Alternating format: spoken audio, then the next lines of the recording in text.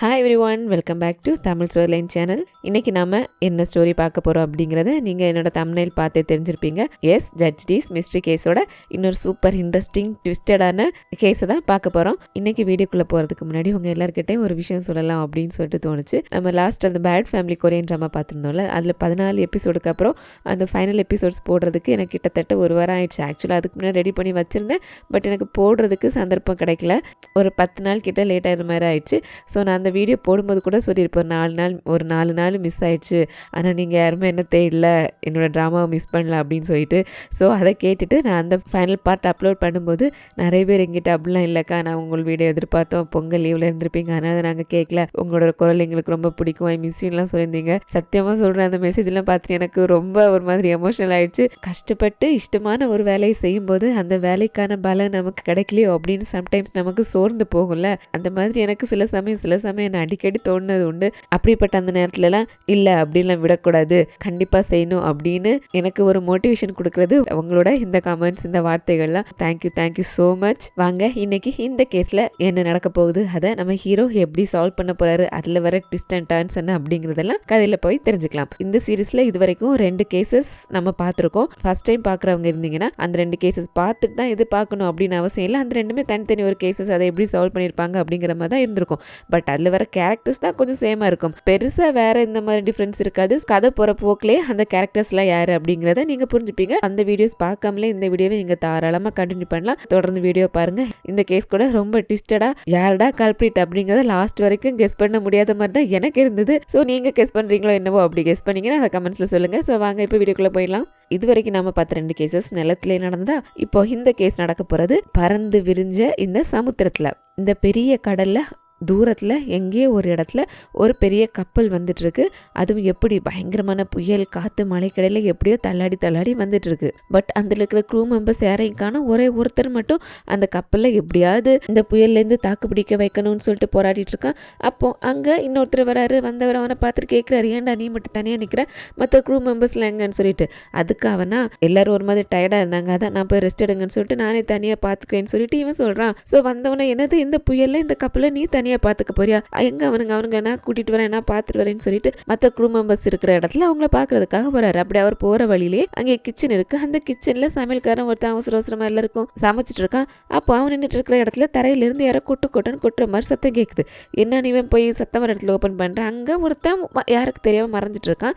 இவன் வேற யாரும் இல்லை, இந்த சமையல்காரனோட தம்பி தான். க்ரூ மெம்பர்ஸுக்கு தெரியாம இவன் வந்து ஷிப்பில் கூட்டிட்டு வந்திருக்கான் போல இருக்கு. ஸோ யாரும் பார்க்க கூடாதுன்னு சொல்லிட்டு இப்படி இந்த இடத்துல மறைய வச்சிருக்கான். ஸோ தம்பிக்காரன் எவ்வளவு நேரம்னா உள்ள இருக்குது, நான் வெளியே வரவான்னு கேட்கும்போது, டேய் வெளியே வந்தா உனக்கு ஆபத்துடா, இங்க இருக்கிறவங்க எல்லாரும் கையில கத்தி வச்சிருக்காங்க, நீ மட்டும் இல்லீங்களா இங்க வந்தேன்னு தெரிஞ்சது நம்ம 2 பேரையும் கொலையே பண்ணிடுவாங்க, அந்த கப்பல் கரையில போய் சேர்றது வரைக்கும் நீ உள்ளேயே பத்திரமா இருன்னு சொல்லிட்டு அவனை உள்ள அனுப்பிட்டு யாரும் பார்த்துக்கூடாதுன்னு சொல்லிட்டு அதோட மேல ஒரு அரிசி பேரலை தூக்கி வச்சிடறான். ஸோ அவனை பார்த்துட்டே இங்கே இவங்க இந்த க்ரூ மெம்பர்ஸை தேடி வந்தவர் வந்து பார்க்குறாரு. அந்த க்ரூ மெம்பர்ஸ் எல்லாம் அங்கே ரெஸ்ட் எடுத்துகிட்டு இல்லை, ஒரே இடியாக எல்லாருமே போய் சேர்ந்துட்டாங்க. ஸோ பார்த்து புரிஞ்சுட்டான், இதுக்கெல்லாம் காரணம் கண்டிப்பாக அவனாக தான் இருக்குன்னு சொல்லிட்டு அப்படியே அவர் திரும்ப அவரோட வயிற்றுல ஒரு கத்தி இறக்குறது வேற யாரும் இல்லை, வெளியே ஒருத்தர் நின்றுட்டு இருந்தால அவன் தான். இவனோட பேர் வாங். இவன் தான் அந்த க்ரூ மெம்பர்ஸ் எல்லாத்தையும் கொலை பண்ணியிருக்கான். பட் எதுக்காக கொலை பண்ணான்னு சொல்லிட்டு தெரியல. ஸோ அப்படியே எல்லாரையும் கொலை பண்ணிட்டு இவன் வெளியே வர, அப்படியே அந்த சமையல்காரனும் அங்கே செத்து போய் கிடக்குறான். உள்ள ஒருத்தவன் இருக்கான்ல, அவனை இந்த வாங்குக்குமே தெரியல. ஸோ எல்லாரையும் கொலை பண்ணிட்டோம் அப்படின்னு சொல்லிட்டு இவன் இந்த கப்பலில் என்னமோ பண்ண போக இந்த கேஸோட பேரை போடுறாங்க த கோல்டன் மிஸ்ட்ரி. அப்படியே இந்த சம்பவம் நடந்து 10 நாளுக்கு அப்புறம் ஹீரோ மேஜிஸ்ட்ரேட்டா இருக்காருல்ல, அந்த பெங்லாய் சிட்டியோட துறைமுகத்தை காமிக்கிறாங்க. ஹீரோ அந்த துறைமுகத்துல தான் கப்பல் ஓனர் ஒருத்தர் இருக்கா போல இருக்கு. ஸோ அவர்கிட்ட விசாரிக்கிறதுக்காக வந்திருக்காரு. வந்தவர் அங்க அவரோட சின்ன வயசுல ஸ்கூல்ல படிச்ச ஒருத்தரை மீட் பண்றாரு. இந்த ஹீரோவோட ஃப்ரெண்ட் இருக்கார்ல, இவருமே இங்க இருக்கிற ஒரு ஆஃபீஸர் தான். ஃப்ரெண்டுமே கேட்கிறாரு, வாடா உன்னை எப்போ பார்த்தது, உன்னை மறுபடியும் பார்க்கறதுக்கு ரொம்ப சந்தோஷமா இருக்குன்னு சொல்லிட்டு 2 பேரும் ஒருத்தருக்கு ஒருத்தர் சந்தோஷமா இருக்குன்னு சொல்லிட்டு, ஆமா என்ன விஷயமா வந்தேன்னு சொல்லிட்டு கேட்கும்போது ஹீரோ சொல்றாரு, இந்த துறைமுகத்துல இருக்கிற ஒரு கப்பல் ஓனரை பார்க்க வந்ததாகவும் அவர் மேல சின்ன கம்ப்ளைண்ட் இருக்கு, ஸோ அதை பத்தி விசாரிக்கணும்னு சொல்லிட்டு சொல்லிட்டு அவரோட பேரை மிஸ்டர் கு அப்படின்னு சொல்றாரு. ஃப்ரெண்டு இல்ல கூவா, எனக்கு அவர் நல்லா தெரியுமே. சொல்ல போனா அவர் இன்னைக்கு ராத்திரி ஒரு பார்ட்டி அரேஞ்ச் பண்ணிருக்காரு. அதுவும் யாருக்குன்னா பேலஸ்ல இருந்து கமிஷனர் வராரா இந்த துறைமுகத்தை பார்வையிடுறதுக்காக. எனக்கும் இன்விடேஷன் இருக்கு, சோ நீ வேணா அந்த பார்ட்டிக்கு வாங்க, நான் உனக்கு அவனை யாருன்னு காமிக்கிறேன்னு சொல்ல அப்படியே கு அப்படிங்கிறவன் காமிக்கிறாங்க. வரப்போற கமிஷனருக்கு பார்ட்டி அரேஞ்ச் பண்ணிருக்கிற இடத்துல வர அங்க வந்தா அங்க அந்த கமிஷனர் வந்து அவருக்கு கொடுக்கறதுக்காக நிறைய விலையுறந்த பரிசு பொருட்கள்லாம் அரேஞ்ச் பண்ணி வச்சிருக்கான். அங்க அந்த பரிசு பொருட்கள்லாம் பார்த்துட்டு ஒருத்தர் நின்றுட்டு இருக்காரு. இது இவரை டிரெக்டர் இ அப்படின்னு சொல்றாங்க. சோ நாமல் ஈன்னு வச்சுப்போமே. அப்படியே இங்க இன்னொருத்தரை காமிக்கிறாங்க. இது இருக்காருல, இவர் அந்த கூவோட அசிஸ்டன்ட். அந்த கூல இந்த டென்ட்டுக்குள்ள வர்றதுக்கு முன்னாடி அவரோட வேலையாளுக்கு நிறைய பேரை கூட்டிட்டு வந்திருப்பாரு. ஸோ வந்தவங்க எல்லாரும் இந்த கூ உள்ள நுழைஞ்ச டென்ட்டுக்கும் அதுக்கு ஆப்போசிட்ல இன்னொரு சின்ன டென்ட் இருக்கு.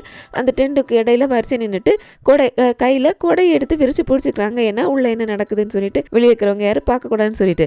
பட் இதை நம்ம ஹீரோட அசிஸ்டன்ஸ் இருக்காங்கல்ல, மாவும் கோயும், அவங்க 2 பேரும் பார்த்துட்டாங்க. இந்த கு என்ன பண்றான்னா, இங்க அந்த கமிஷனருக்காக நிறைய கிஃப்ட் வச்சிருந்தாருல, அந்த கிஃப்ட் எல்லாத்தையும் அந்த பெரிய டென்ட்ல இருந்து சின்ன டென்ட்டுக்கு மாத்துறாங்க. ஸோ அங்கே உள்ள என்ன இங்கேருந்து அங்கே எடுத்துட்டு போறாங்கன்னு சொல்லிட்டு யாரும் பார்த்துடக்கூடாதுன்னு சொல்லிட்டு அப்படி கொடையை வச்சு மறைச்சு வச்சுட்டு அதை மாத்திட்டு இருக்காங்க. அப்படி அன்னைக்கு ராத்திரி ஆகுது. அன்னைக்கு ராத்திரி அந்த துறைமுகத்தில் ஏதோ ஃபெஸ்டிவல் போல இருக்கு. ஸோ மக்கள் எல்லாம் ஃபெஸ்டிவல் கொண்டாடிட்டு இருக்காங்க. அந்த கமிஷனரும் அங்கே வந்துட்டாரு. வந்தவருக்கு அந்த கூவோட விருந்து தடபுடலாம் நடக்குது.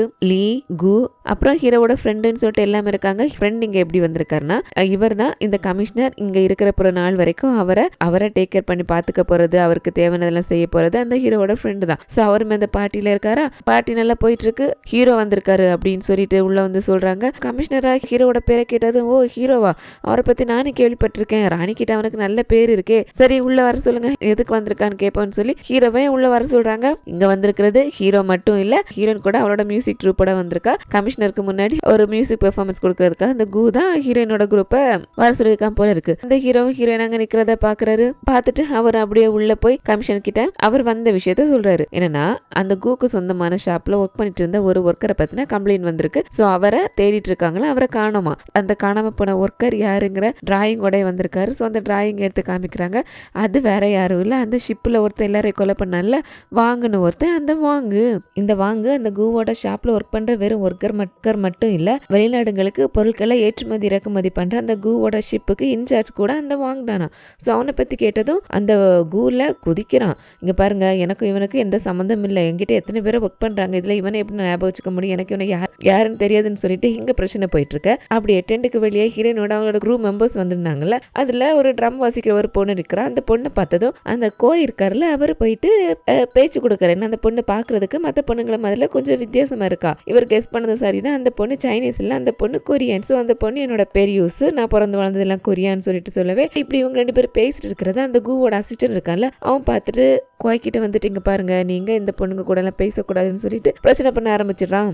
கோயுமே, நான் மேஜிஸ்ட்ரேட்டோட அசிஸ்டன்ட், என்னையே தள்ளி விட்டுறியா, சடா உன்னை அப்புறம் பாத்துக்கிறேன்னு சொல்லிட்டு அவன் போக அப்படியே மறுபடியும் டென்ட்டுக்குள்ள கமிஷனர்ல ஹீரோ கிட்ட, அந்த வாங்க எதுக்குப்பா நீ தேடுறேன், நான் நடத்திட்டு இருந்த ஷாப்புக்கு 2 கொடுக்கலையா, இது ஒரு சின்ன பிரச்சனை தானே, இதுக்காக நீ இங்க இந்த பாட்டில் வந்து பிரச்சனை பண்ணுவேன்மான்னு சொல்லிட்டு கேட்கவே, ஐயா இது ஒரு சின்ன பிரச்சனை இல்ல, நாங்க அந்த வாங்க காணோம்னு சொல்லிட்டு அவனை தேடி அவனோட ஷாப்ல போய் சர்ச் பண்ணும்போது இந்த நாட்டோட மிலிட்டரி சோல்ஜர்ஸ் மட்டுமே யூஸ் பண்ணக்கூடிய வெப்பன்ஸ் அங்க பதுக்கி வச்சிருக்கதை நாங்க கண்டுபிடிச்சிருக்கோம். அந்த வாங்குக்கு தெரியாம கண்டிப்பா அவன் நடத்திட்டு இருந்த கடைக்குள்ள இந்த வெப்பன்ஸ் பதுக்கி வச்சிருக்கிறதுக்கு சான்ஸ் இல்ல. இப்ப இது வெறும் மிஸ்ஸிங் கேஸ் மட்டும் இல்ல, நாட்டோட பொருளை பதுக்கி வச்சதுக்கான கேஸாவும் ஆயிடுச்சுல. சோ அதுக்காக தான் தேடணும், அதை பத்தி தான் கூ கிட்ட விசாரிக்கணும்னு சொல்லும்போது இந்த கூவா, ஐயோ கமிஷனர், எனக்கு இதை பத்தி எதுவுமே தெரியாது, எனக்கு நிறைய கடைகள் இருக்கு, அதுல ஏதோ ஒரு கடையில யாரோ ஒருத்தன் எப்படி பண்ணாங்கிறதுக்காக நான் பொறுப்பேற்க முடியுமா, எனக்கு அவனே தெரியாது, இவன் சொல்ற இந்த வெப்பன்ஸை பத்தி தெரியாதுன்னு சொல்லிட்டு அவன் தெரியவே தெரியாதுன்னு சொல்லிட்டு சொல்றான். ஹீரோ அதை மட்டும் கண்டுபிடிக்கல, இங்க இருக்கிற அந்த கூக்கு சொந்தமான அந்த ஷிப் கம்பெனில இருந்து வாட்டர் ப்ரூஃபோட சீல் பண்ணப்பட்ட பெட்டிகளை 20 பெட்டிகள் வாங்கியிருக்காங்க.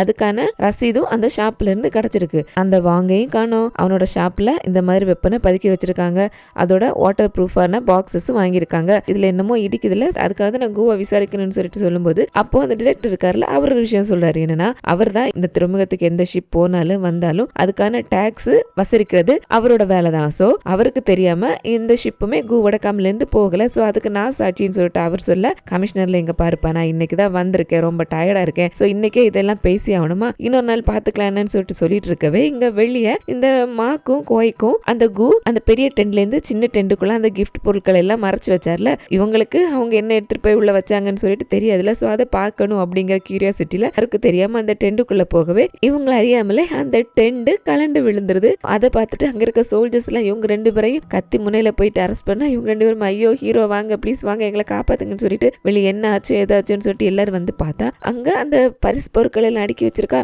கமிஷனர் புரிஞ்சுக்கிறாரு, இவருக்கு கொடுக்கறதுக்காக அந்த அரேஞ்ச் பண்ணிருக்கான்னு சொல்லிட்டு, என்ன மிஸ்டர் எனக்கு லஞ்சம் கொடுக்கறதுக்காக பெருசா ஏற்பாடுலாம் பண்ணிருக்கீங்க போல இருக்கு, என்ன பார்த்தா எப்படி லஞ்சம் வாங்குற மாதிரி தெரியுதா என்னன்னு சொல்லிட்டு, ஆமா இவங்க 2 பேர் யாருன்னு கேட்கவே ஹீரோவை அது என்னோட அசிஸ்டன்ட் தான் சொல்ல, ஸோ கமிஷனரும் அவங்க 2 பேரை விட்டுட சொல்லிட்டு எல்லாரையும் கொஞ்சம் பின்னாடி போங்கன்னு சொல்லிட்டு பின்னாடி போக சொல்லிட்டு ஹீரோ மட்டும் பக்கத்துல கூப்பிட்டு ஒரு ஸ்க்ரோல் எடுத்து கொடுக்குறாரு.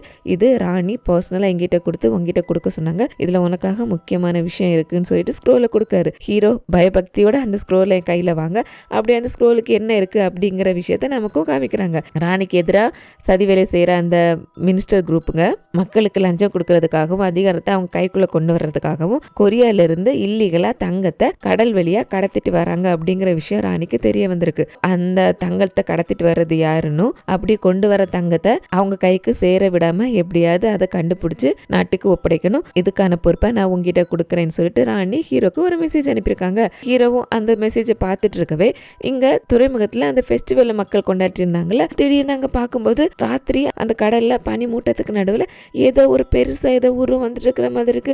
ஸோ மக்கள் எல்லாரும் என்னன்னு சொல்லிட்டு பார்க்கும்போது அது ஒரு பெரிய ஷிப்பு துறைமுகத்தை பார்த்து வந்துட்டே இருக்கு. பார்த்தவங்க எல்லாரும் என்னது இந்த ஷிப் நிக்காம எங்க பார்த்து வருது, இது கோஸ்ட் ஷிப்னு சொல்லிட்டு பயந்து அலறி கத்திட்டு அங்கேருந்து ஓட ஆரம்பிக்கிறாங்க.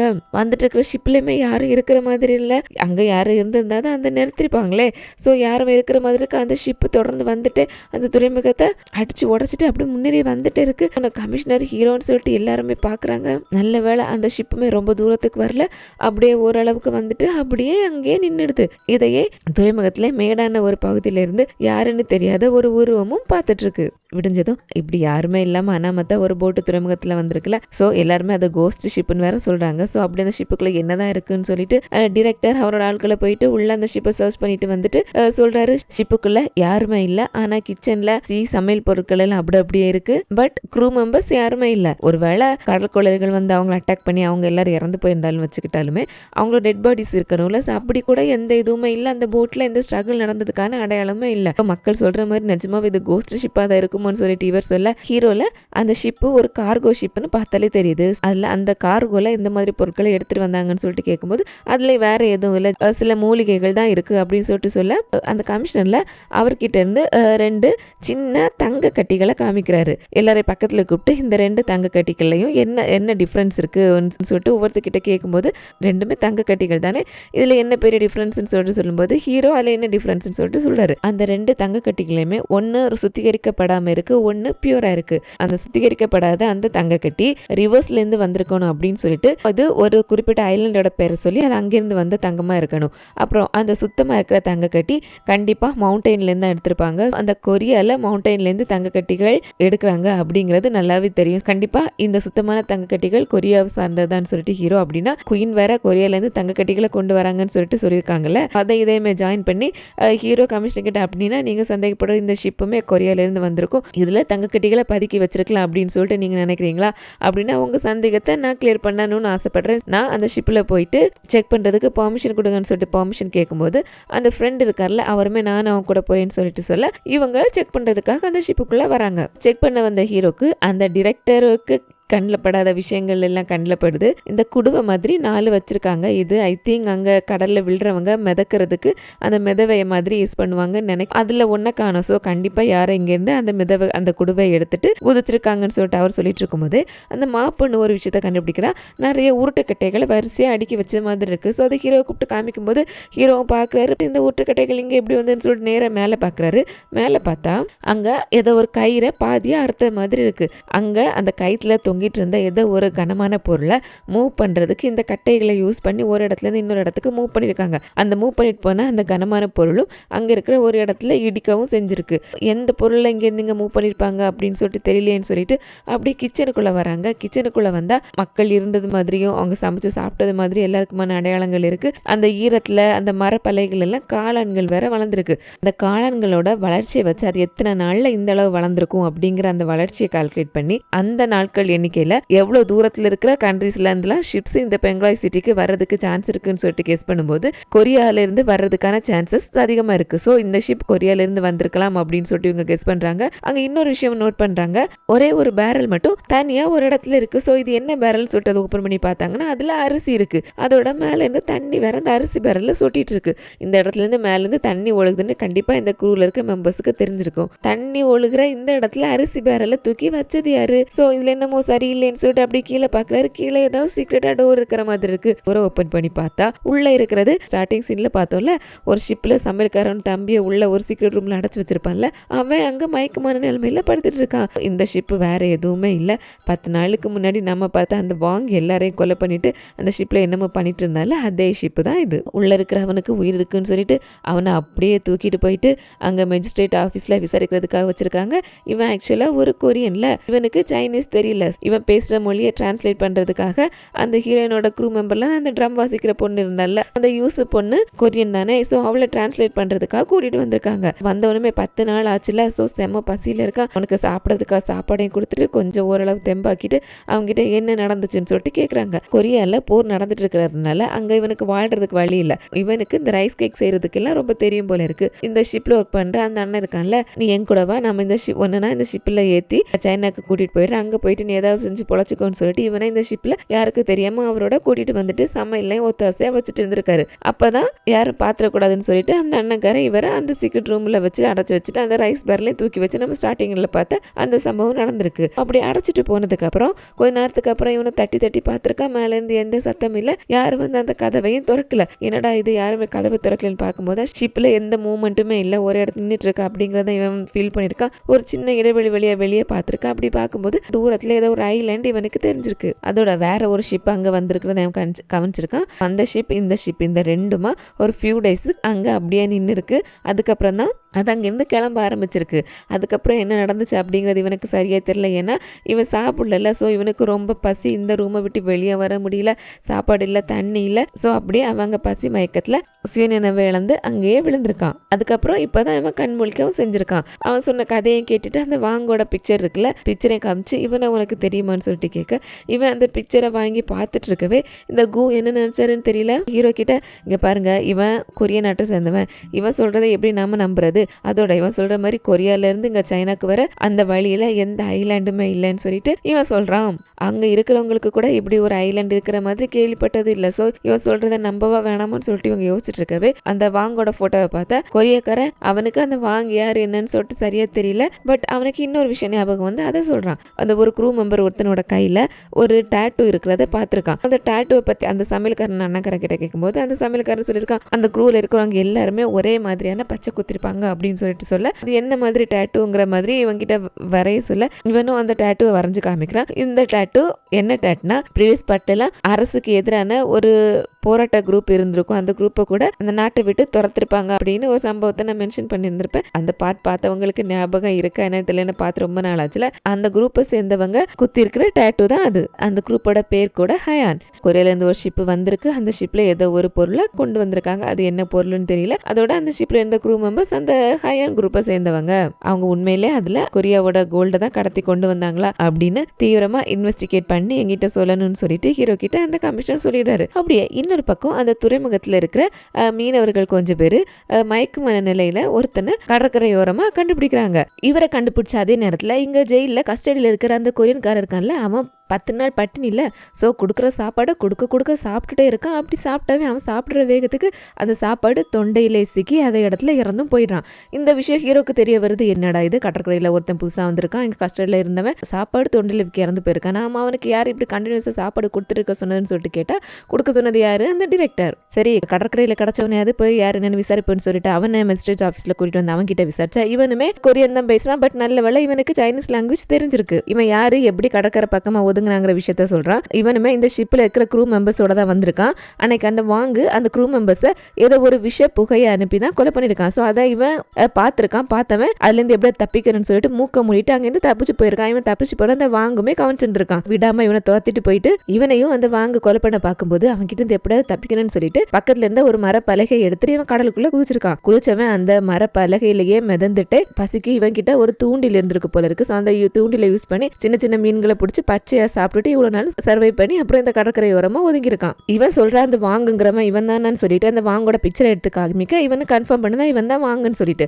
சரி ஓகே அந்த கப்பல் அப்படி என்னதான் இருந்தது, எதுக்காக அந்த வாங் எல்லாரையும் கொலை பண்ணான்னு கேட்கும்போது அந்த கப்பல்ல இவங்க என்ன கொண்டு வந்தாங்க அப்படிங்கிற விஷயத்த போட்டு உடைக்கிறான். ஹீரோவும் அந்த கமிஷனர்லாம் சந்தேகப்படுது. சரிதான், அந்த கப்பல்ல கொரியால இருந்து இவங்க சுத்தமான தங்கத்தை கடத்தி கொண்டு வந்துட்டு இருந்திருக்காங்க. அதுக்கு ஆசைப்பட்ட அந்த வாங்கு தான் க்ரூ மெம்பர்ஸ் எல்லாத்தையும் கொலையும் பண்ணிருக்கான். அதோட அந்த வாங்கு யார்கிட்டயே ஒரு வாட்டி பேசிட்டு இருந்ததை இவன் கேட்டிருக்கான். அது எப்படி பேசிருக்கானா, இந்த தங்கம் எல்லாமே அந்த பெங்களால இருக்கிற பெரிய புள்ளிங்கள் கொஞ்சம் பேரோட சம்பந்தப்பட்டது, இந்த விஷயம் காரணத்தை கொண்டு தெரியக்கூடாதுன்னு சொல்லிட்டு கொஞ்சம் பெரிய தலைங்களோட பேரையும் சொல்லியிருக்கான். ஹீரோல பெரிய புள்ளிங்களா யாருன்னு சொல்லிட்டு கேட்க இவன் வரிசையா யாருன்னு 3 பேரோட பேரையும் சொல்றான். அந்த கு, அந்த டிரெக்டர், அப்புறம் 3வது இவங்க ஒரு பேரை சொல்லுவான் பாருங்க. அது அங்க இருக்கிறவங்க எல்லாருக்குமே பெரிய ஷாக்கு. இந்த பெங்காய் சிட்டியோட மெஜிஸ்ட்ரேட் அவரோட பேரு கூட டின்னு சொல்லிட்டு ஹீரோட பேரை சொல்றான். என்னது மெஜிஸ்ட்ரேட் டியா, உனக்கு எத்தாப்புல உட்காந்து உன்னை விசாரிச்சுட்டு இருக்காரு, அவர் தானே மெஜிஸ்ட்ரேட் டின்னு சொல்ல இவனுக்குமே அப்பதான் அங்க இருக்கிறது மெஜிஸ்ட்ரேட்னு சொல்லிட்டு தெரியுது. ஐயோ எனக்கு தெரியாது சார், இவங்க 3 பேரும் தான் சம்பந்தப்பட்டவங்க எனக்கு தெரியும்னு சொல்லிட்டு இவங்க ஹீரோ உட்பட அவங்க 2 பேரை கோத்து விட அவங்க 2 பேருமா டே என்னடா உள்ளற நாங்க 2 பேரும் உனக்கு உங்களை யாருன்னே தெரியும், நாங்க இதுல எப்படிடா வந்தோம் அப்படி இப்படின்னு சொல்லிட்டு அவனுங்க முறைக்க ஹீரோக்கு இது ஒரு புது தலைவலி ஆயிடுது. என்னடா இது, நாம ஒரு கேஸை பத்தி விசாரிக்க வந்தா நம்மளையே அந்த கேஸ்ல புடிச்சு போட்டுவாங்க போல இருக்கே.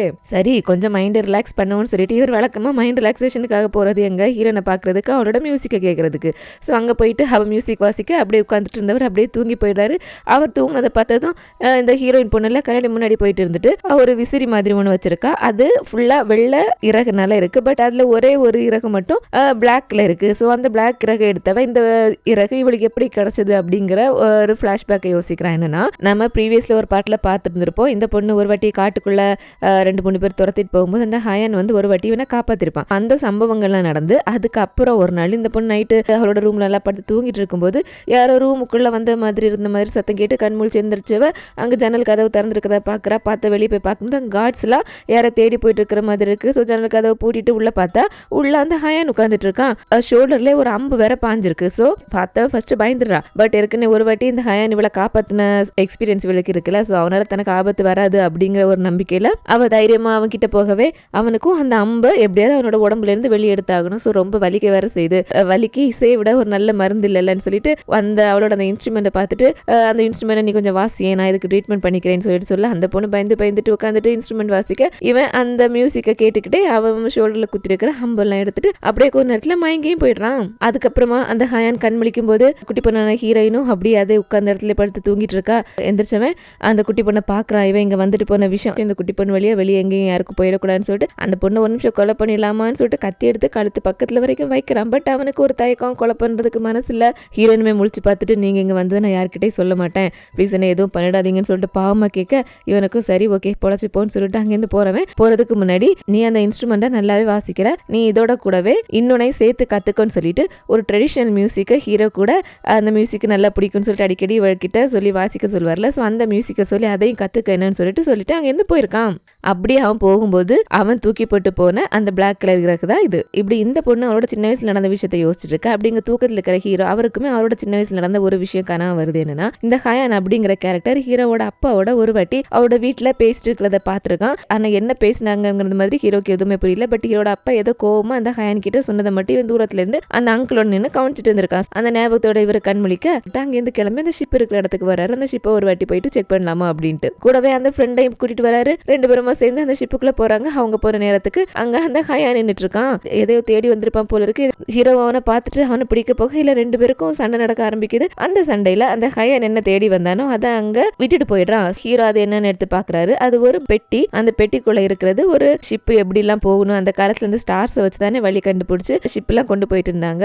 அப்படியே அந்த ஸ்டார்ஸை வச்சு வழி கண்டுபிடிக்கிறதுக்கான ஒரு மேப்பு. அந்த மேப்ல கூட அந்த கொரியக்காரன் சொல்லியிருப்பான்ல இடையில அந்த ஷிப் ஒரு 5 நாள் ஒரு ஐலாண்ட்ல நின்னுச்சுன்னு சொல்லிட்டு. ஸோ அந்த ஐலாண்டையும் மென்ஷன் பண்ணிருக்கு. அந்த ஷிப்ல தங்கத்தை கடத்தி கொண்டு வந்திருக்காங்க. இப்போ அந்த ஷிப்ல யாரும் இல்ல. ஷிப் எப்படி தனியாங்க, இப்போ அந்த ஷிப்ல தங்கமும் இல்ல, அந்த தங்கத்தை கொண்டு வந்து ஆட்களும் இல்ல. அந்த கப்பல்ல வந்தவன் ஒரு ஐலாண்டை பார்த்தோம், இன்னொரு கப்பல் வந்தது அப்படிங்கிறத சொல்ற வச்சு பார்க்கும்போது இப்போ இவங்களுக்கு இருக்கிற ஒரேக்கு அந்த ஐலாண்டு தான். அந்த ஐலாண்டை கண்டுபிடிச்சி அங்கே போனோம்னா நமக்கு ஏதாவது க்ளூ கிடைக்கலாம், அந்த தங்கம் எங்கே இருக்குன்னு கண்டுபிடிக்கலாம்னு சொல்லிட்டு அந்த ஐலாண்டுக்கு போகிறதுக்காக கமிஷன் கிட்ட பெர்மிஷன் கேட்கும்போது கமிஷனும் சரி ஓகே போய் தான் பார்ப்போம்னு சொல்லிட்டு இப்போ அந்த கடற்கரையோரம் ஒருத்தனை கண்டுபிடிச்சாங்கல்ல அவனையும் கூட்டிட்டு இந்த ஜேர்னியில் போர் அடிச்சு அவங்களுக்கு என்டர்டைன் இருக்கணும்னு சொல்லிட்டு ஹீரோனோட மியூசிக் ட்ரூப்ல இருந்து அந்த யூஸ் பொண்ணு, அந்த பொண்ணுக்கு கொரியன் வேற தெரியும், ஸோ அது ஒரு எக்ஸ்ட்ரா பெனிஃபிட் தானே, அவளையும் கூட்டிக்கிட்டு ஹீரோனையும் கூட்டிட்டு போகலான்னு சொல்லிட்டு பிளான் பண்ணிருக்காங்க. அதுக்கான ஏற்பாடுகள் நடந்துட்டு இருக்க இங்க ஹீரோயின் கடத்தெருவுல நடந்து வந்துட்டு இருக்காங்க. அப்ப அங்க ஒரு டேபிள்ல ஹயான் மாதிரி ஒருத்தர் உட்காந்து சாப்பிட்டு இருக்கிறத பாக்குறாங்க. ஃபர்ஸ்ட் அவங்க சரியா கவனிக்கல, அதுக்கப்புறம் தான் இது அந்த ஹயான் தானேன்னு சொல்லிட்டு அப்படி அவனை பார்க்கணுங்கிற ஆர்வத்துல திரும்ப இப்ப அந்த இடத்துல அந்த ஹயான் இல்ல, இங்க தானே இருந்தா அதுக்குள்ள எங்க போயிட்டான்னு சொல்லிட்டு அப்படியே மெதுவா அவனை தேடி வந்துட்டே இருக்காங்க. அப்படி வந்துட்டு இருந்தவங்களுக்கு மறுபடியும் அந்த ஹயானை பத்தின ஞாபகம். அந்த ஹயான் அங்கிருந்து கிளம்பி போகும்போது அந்த மியூசிக்கை கத்துக்கன்னு சொல்லிட்டு அதை மட்டும் சொல்லிட்டு போகல, அதோட கூடவே இந்த ரூம்லயே நீ இப்படி அடைஞ்சிருந்தேன்னு வச்சுக்கேன், உன்னை இங்கே வச்சு உன்னோட திறமைகளை முடக்கிடுவாங்க, நீ வெளியே வா, வெளி உலகத்தை பாரு, நீயா வாழு அப்படிங்கிற மாதிரி அட்வைஸ் சொல்லிட்டு போயிருந்திருக்காரு. அந்த விஷயங்களை அப்படியே யோசிச்சுட்டு அவனை எப்படியாவது பாத்துடணும் அப்படின்னு சொல்லிட்டு நடந்து வந்துட்டு இருந்தவங்க ஹீரோ மேல இடிச்சிடுறாங்க. என்னாச்சு, எதுக்கா இப்படி வந்திருக்கேன்னு சொல்லிட்டு, அதை விட நாங்க எல்லாம் அந்த ஐலாண்டுக்கு அந்த ஷிப்பை பத்தின விசாரணைக்காக போறோம், அதுல உன்னையும் கூட்டிட்டு போறதா எல்லாரும் பேசியிருக்காங்க, ஆனா எனக்கு நீ அதுல வர்றதுல உடன்பாடு இல்ல, நீ அங்க வராத, அது ரொம்ப டேஞ்சர்னு சொல்லிட்டு சொல்ல இந்த பொண்ணுமே ஓகே நீங்க சொன்னதை நான் மனசுல வச்சுக்கிறேன், வராம இருக்கிறதுக்காக பாக்குறேன்னு சொல்லிட்டு போக ஹீரோவும் சரி ஓகே நமக்கு பிடிச்ச பொண்ணு ஆபத்துல மாட்டிக்கணும்னு சொல்லிட்டோம், அவளு வரமாட்டான்னு சொல்லிட்டு நம்பிக்கையில அவர் ஷிப்ல ஏறி கடல்ல பயணம் ஆரம்பிக்குது. அந்த மேப்ல மென்ஷன் பண்ணிருக்கிறது படி அந்த ஐலாண்டு இருக்கிற இடத்தை அடையிறதுக்கு முன்னாடி அடையாளம் என்னன்னா அந்த ஐலாண்டுக்கு பக்கத்துல இருக்கிற கடலுக்கு அடியில இருக்கிற மண்ணு ரெட் கலர்ல இருக்கும் அப்படின்னு சொல்லிட்டு அதுல இருக்கிற குறிப்பிட்ட தூரத்தை வந்ததும் இவங்க அங்க இருக்கிற அந்த உள்ள வாளியை விட்டு அந்த மண் அள்ளி பாக்குறாங்க, அதுல ரெட் கலர் மண் வருது. சோ நம்ம கரெக்டான பாதை தான் போயிட்டு இருக்கோம் சொல்லிட்டு இவங்க போயிட்டு இருக்கும்போது ராத்திரி பயங்கரமா மழை பெஞ்சு புயல் அடிக்க ஆரம்பிச்சிருது. எல்லாரும் அந்த கப்பலை ஸ்டேபிள் பண்றதுக்காக அங்க இங்கேயுமா கஷ்டப்பட்டுட்டு இருக்காங்க, ஒரு இடத்துல நிக்க கூட முடியல. அங்க ஹீரோ நின்னுட்டு இருக்கா, பார்த்த ஹீரோக்கு அடி பாவி ஒன்னதான் வர வேண்டாம்னு சொல்லிட்டு வந்தலடி, நீ இங்க என்ன பண்றேன்னு சொல்லிட்டு அவருக்கா நம்பவே முடியல, நாம அவ்வளவு சொல்லி இங்க வந்திருக்காளேன்னு சொல்லி இவங்க ஆரம்பிச்சிருக்கிற இந்த கடல் பயணத்துல என்னென்ன சுவாரஸ்யங்கள் காத்திருக்கு அப்படிங்கறத அடுத்த பார்ட்ல கண்டிப்பா நாளைக்கு பார்த்துலாம். மொத்த கதையுமே இன்னைக்கு சொல்லி முடிச்சிடலான்னு தான் நினைச்சேன், ஆனா வீடியோ பாருங்க எவ்வளவு லெந்தா போயிட்டு இருக்குன்னு சொல்லிட்டு வீடியோலாம் ரெடி பண்ணி தான் வச்சிருக்கேன். கண்டினியூஸா லாஸ்ட் வரைக்கும் போட்டோன்னா வீடியோ கிட்டத்தட்ட 50 நிமிஷம் வரைக்கும் வருது. இந்த பார்ட்டோட கண்டினியூஷன் நான் ரெடி பண்ணி தான் வச்சிருக்கேன், அப்லோட் பண்ண வேண்டியது மட்டும்தான் பாக்கி. ஸோ கண்டிப்பா நாளைக்கு வந்துடும், மிஸ் பண்ணாம பாருங்க. என்னோட வீடியோ உங்களுக்கு பிடிச்சிருந்துச்சுன்னா மறக்காம லைக் பண்ணுங்க. சேனல் ஃபர்ஸ்ட் டைம் பாக்குறீங்கன்னா தமிழ் ஸ்டோரி லைன் சேனலை சப்ஸ்கிரைப் பண்ணி வச்சுக்கோங்க. நாளைக்கு பார்க்கலாம். Good night.